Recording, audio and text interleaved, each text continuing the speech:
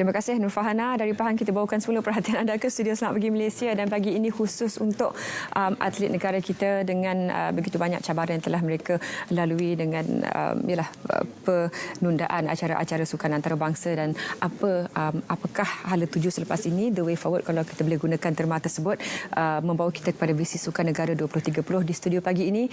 Selamat datang dan juga terima kasih kepada Encik Ahmad Faizal Ahmad Ramli yang merupakan Ketua Pegawai Eksekutif untuk Institut Sukan Negara. Memang begitu banyak penyesuaian terpaksa dilakukan oleh atlet kita daripada PKP, Tokyo 2020 juga dibawa ke tarikh seterusnya. Bagaimana VSN ini diperkenalkan dan apakah matlamat hujungnya nanti untuk visi ini dan para atlet dan ekosistem sukan negara? Sememangnya aspirasi kerajaan dalam memformulasi visi sukan negara ini bukan satu, saya kira, impian yang datang bukan sahaja daripada kerajaan tapi juga dari Malaysia dalam kita mengadakan atau membentuk satu visi ke arah membentuk satu ekosistem sukan negara yang lebih baik pada masa depan, terutamanya dalam 10 tahun yang akan datang. Yeah. Kalau kita lihat pada masa ini ekosistem sukan negara banyak government centric, kita panggil government centric, dan kita mahu lihat satu ekosistem yang lebih mampan dan lebih inklusif, lebih komprehensif yang digarap bersama oleh komuniti dan rakyat Malaysia. Yeah. Dan saya pasti sukan ini merupakan satu milik rakyat, kita panggil milik rakyat. Ya. Dan apa yang KBS lakukan ini adalah satu bentuk pendemokrasian sukan itu sendiri, di mana puluhan tahun kita berada dalam sukan, rakyat sering bersukan, terlibat dalam sukan, sama ada sebagai peminat, sebagai penggiat ataupun sebagai pemain sendiri.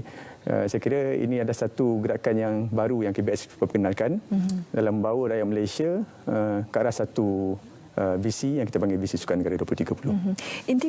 Intipati secara amnya, apa antara yang digariskan, barangkali rangka-rangka ataupun teras yang telah pun digariskan untuk supaya selepas ini dibentangkan on paper dalam kertas kerja dan dalam cetakan, pelaksanaan execution itu bagaimana? Okay.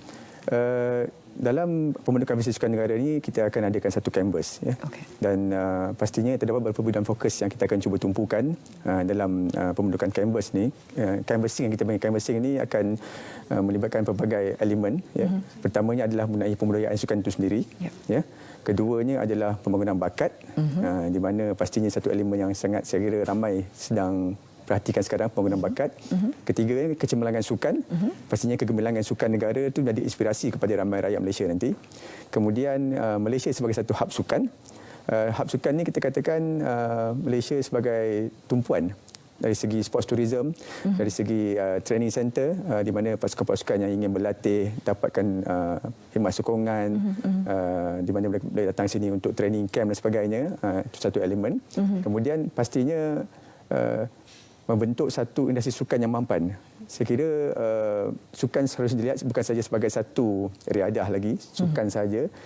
Segala industri yang berkaitan dalam membentuk satu ekosistem industri sukan yang mampan ini adalah penting, dan kita perlu recognize dan juga iktiraf mereka ini sebagai satu sumber pendapatan negara yang baru. Yeah. Jadi ini adalah satu antara inspirasi yang kita akan cuba timbulkan dalam industri sukan negara. Dan kemudiannya pastinya adalah satu inisiatif yang penting dalam kita memacu ekosistem sukan negara ini adalah profesionalisme dalam pentadbiran unit sukan itu sendiri. Yeah. Saya kira banyak perkara-perkara dan isu yang kita telah lama sama-sama rasai, bagaimana kita nak bentuk satu good governance dalam sukan itu sendiri. Dan saya kira keenam-enam teras ini adalah satu perkara yang penting dalam kita, orang kata, memupuk kesemua rakyat Malaysia. Visi ini bukan hanya milik kerajaan, bukan hanya milik KBS. Saya kira kita perlu bangkitkan semangat, aspirasi, impian semua rakyat Malaysia dalam visi ini. Dan apa yang akan berlaku dalam tempoh 3 bulan ini adalah penting, kerana apabila KBS lancarkan canvas visi Sukan Negara 2030, kita telah berikan satu platform untuk rakyat Malaysia berikan aspirasi mereka, impian mereka dan cadangan mereka, dan mereka boleh gunakan platform Canvas ini di portal kita, vsn2030.my, dan mereka boleh sampaikan apa saja mengenai hasrat mereka dalam sukan, dan setakat ini kita dapat lihat dalam kanvas tersebut banyaklah perkara-perkara yang dah dimaklumkan dan disampaikan melalui kanvas tu. Ada yang nak tengok Malaysia ke Piala Dunia, ada yang nak tengok betul equality dan kesamarataan dalam sukan, pelibatan wanita dalam sukan, kemudian melihat ekosistem pembangunan bakat yang lebih baik. Itu antara perkara yang saya rasa menjadi aspirasi terkini rakyat Malaysia, dan kita akan terus dapatkan impian-impian tersebut, aspirasi tersebut, cadangan tersebut melalui portal. Dan selain portal, KBS juga bakal menggerakkan pelbagai medium lain dalam bentuk town hall ataupun kita panggil balai rakyat, di mana pihak KBS melalui JBSN, Jabatan Belia Sukan Negara, akan turun ke peringkat grassroots, di peringkat negeri dan sebagainya, dan adakan sesi balai rakyat ini bersama-sama rakyat di peringkat daerah, di peringkat negeri, dan juga kumpulan-kumpulan sasar tertentu yang kita akan bawa mereka untuk kita dengar sendiri mereka dalam bentuk town hall ini. Cik Faizal sebut tentang pembangunan sukan, Piala Dunia. Perlu kita juga, kalau boleh kita tanyakan sedikit dari segi pembangunan bakat ataupun talent scouting. Kalau tengok Brazil, Piala Dunia, 9 tahun, 10 tahun dah dapat dilihat potensi yang ada mereka. Di China misalnya, dengan gimnas mereka yang awal-awal semuda-muda usia. Telah bagaimana talent scouting ataupun pencarian bakat di Malaysia ini untuk mengesah mereka seawal mungkin dan dapat dibentuk sebaik mungkin, dan bagaimana ini masuk ke dalam visi Sukan Negara? Aspek pengenai pelaksanaan bakat dan pembangunan bakat ini kita panggil talent ID ataupun TID, merupakan satu yang agak rapat, terutama di peringkat ASN sendiri. Kami di ASN sendiri pada masa ini dalam proses sebagai satu sokongan kepada visi Sukan Negara juga, membentuk apa yang kita panggil satu pelan bakat kebangsaan, ataupun model bakat sukan kebangsaan, di mana kita memastikan, kerana kita dapat lihat sekarang trendnya adalah apabila kita mengatakan tentang pembangunan bakat ini, tidak hanya tertumpu kepada program-program dalam yang dianjurkan oleh sekolah atau kerajaan saja. Kita dapat lihat kebangkitan kelab-kelab swasta, kelab-kelab komuniti, ibu bapa sendiri sekarang dah jadi coach. Mereka sendiri yang jadi ejen kepada anak-anak mereka dalam sukan, dan juga private sector, keterlibatan mereka, CSR mereka dalam membentuk budaya bakat baru dalam sukan. Saya kira ini adalah satu petanda yang baik bagi sukan Malaysia dalam masa 10 tahun ke depan, kerana kita akan garap ke semua sumbangan-sumbangan tadi, pemegang-pemegang taruh tadi, dalam membentuk satu pembudayaan, terutama di peringkat akar umbi, peringkat umur 5 hingga 12 tahun ini sangat kritikal dalam kita, bukan saja untuk mencari mereka-mereka yang berbakat, tapi juga sebenarnya untuk memudayakan sukan di kalangan anak-anak kita. Kerana fakta mengatakan bahawa sebenarnya mereka yang terlibat di peringkat sukan elit ni hanya 10% saja, di bawah 10%. Dan the rest, yang 90% ni akan terus terlibat, dan kita nak pastikan mereka terus terlibat dalam sebagai satu gaya hidup mereka sendiri, daripada cradle to grave kita panggil, maknanya daripada mereka kecil sehingga mereka berumur, kita memastikan mereka menjadikan sukan itu sebagai satu gaya hidup. Dan kita nak jadikan itu sebagai salah satu teras dalam visi Sukan Negara, bukan saja untuk mencari bakat dalam high performance, tapi juga pembudayaan sukan itu sendiri. Dan legasi itu diteruskan oleh atlet-atlet seterusnya.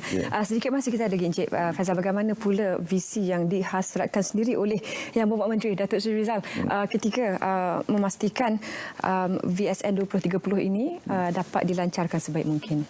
Sememangnya Yang Berhormat Menteri sendiri merupakan satu tonggak utama dalam penggarapan atau formulasi VSN ini, dan beliau sendiri telah turun padang mendengar saranan, pandangan, cadangan dari berbagai pihak, dan saya kira kami di KBS, kami di agensi KBS dan juga rakan-rakan di kementerian yang lain sedar bahawa kita perlu terus menyokong usaha ini, dan peranan kita di berbagai peringkat, sama ada peringkat kementerian, agensi, komuniti, ibu bapa, dan pelibatan kita daripada pihak swasta sendiri, industri adalah penting untuk kita pastikan sokongan kita terhadap terutamanya formulasi. Peringkat formulasi ini sangat penting. Kita ada dalam lebih kurang 3 bulan untuk canvas. Kemudian kita akan mulakan formulasi dan penulisan, dan hasratnya adalah untuk dilancarkan sekitar bulan Oktober nanti. Dan proses ini adalah penting, dan kita perlu trust the process. Kerana tanpa proses yang baik, tanpa proses yang inklusif, komprehensif, saya kira visi ini tidak akan utuh, dan kita perlukan kita memerlukan aspirasi, kita perlukan cadangan, kita perlukan input daripada rakyat semua yang minat dalam sukan, terlibat sebagai peminat, terlibat sebagai penggerak, jurulatih, ibu bapa komuniti. Kita mohon supaya mereka semua sampaikan aspirasi mereka, sampaikan hasrat mereka, sampaikan impian mereka untuk sukan Malaysia dalam 10 tahun ke datang ni. Baik, Cik Fazal sebut tentang mereka yang berada di sekeliling. Bila dikatakan juga trust the process ataupun percayakan proses tersebut, yakin dengan proses tersebut, pesanan peribadi kepada para atlet sendiri, bagaimana mereka seharusnya menjadi satu entiti yang sangat penting dalam visi sukan negara ni? Ya, pastinya kumpulan atlet elit ni mereka merupakan boleh panggil satu kumpulan yang penting ya, dalam sebagai inspirasi dan sumber inspirasi kepada mereka-mereka yang lain dalam sukan negara. Ya. Dan apabila kita mencapai kejayaan dan kemenangan dalam sukan di peringkat antarabangsa, dalam pelbagai temasya, sama ada di peringkat Sukan Asia, Commonwealth, Olimpik ataupun peringkat regional di SEA Games ni, mereka ini menjadi pencetus kepada minat bukan saja di kalangan anak-anak kita, tapi juga di kalangan komuniti dan pegiat sukan yang lain. Bagaimana mereka bangun, bagaimana mereka melalui proses tersebut, proses pembentukan menjadi atlet elit tersebut, dan apakah yang menyokong mereka ke arah menjadi seorang atlet yang berjaya. Dan saya kira proses itu merupakan proses yang panjang. Kalau kita lihat kebanyakan atlet yang bertanding peringkat tertinggi Olimpik dan sebagainya, mereka melalui proses Olympic cycle kita panggil, bukannya satu cycle, kadang ada 2 cycle, 8 tahun, 12 tahun untuk kita bentuk seseorang daripada peringkat umur 15 tahun ataupun peringkat remaja ini sampai peringkat elit memerlukan 2 atau 3 Olympic cycle. Dan saya kira itu adalah proses yang pengorbanan mereka, impian mereka untuk negara, mereka adalah ambassador sukan untuk negara. Saya kira itu yang kita perlu faham juga apabila kita sebut pasal trust the process tadi. Dan saya rasa mana-mana negara bersukan juga berpegang kepada perkara ini, dan saya bagi pihak KBS juga kita ingin mohonlah semua mereka dalam ekosistem sukan negara ini, sekiranya mereka, saya percaya kita ni adalah negara yang sukakan sukan. Masyarakat kita ni sukakan sukan. Dan kita semua mempunyai peranan sendiri dalam membentuk ekosistem sukan negara yang lebih baik. Dan ini adalah peluang anda semua, peluang rakyat Malaysia semua untuk menyampaikan sekali lagi hasrat, impian, cadangan, input, komen kepada pembentukan visi sukan negara ini sendiri. Ini kena sambung sebenarnya perbincangan di hari ini sebab kita juga perlu ambil tahu bahawa tempoh persaraan atlet juga agak awal, sebenarnya 35-40 tu dah kira prime time kan. Dan bagaimana perlu mereka boleh meneruskan khidmat mereka untuk menurunkan ilmu pengetahuan kepakaran mereka kepada atlet. Tapi apa pun, terima kasih Encik Fazal kerana sudah bersama kami pada pagi ini. VSN2030.my untuk anda sama-sama memberikan segala idea yang ada bagaimana untuk memberikan satu ekosistem yang lebih produktif untuk situasi sukan negara. Terima kasih sekali lagi dan juga selamat berjaya kepada semua atlet kita.